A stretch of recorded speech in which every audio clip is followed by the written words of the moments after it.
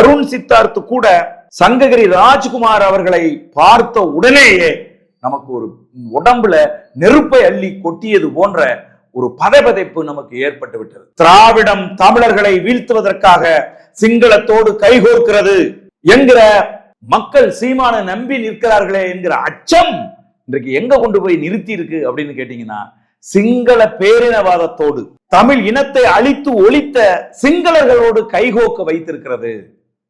இதை உலகம் முழுதும் வாழுகிற தமிழர்கள் புரிந்து கொள்ள வேண்டும். தமிழ்நாட்டில் இன்றைக்கும் திராவிடத்தை நம்பி இருப்பவர்கள் இதை புரிந்து கொள்ள வேண்டும். தமிழ் இனத்தை அழிப்பதற்கு, தமிழர்களை வீழ்த்துவதற்கு இந்த திராவிட சித்தாந்தவாதிகள், ஈவேராவினுடைய கருத்தை ஏற்று அரசியலிலே பயணிக்கக்கூடியவர்கள் எதை வேணாலும் செய்வாங்க. வரலாற்றில் நடக்க போற பிழை குறித்து அவர்கள் கவலைப்பட மாட்டார்கள்.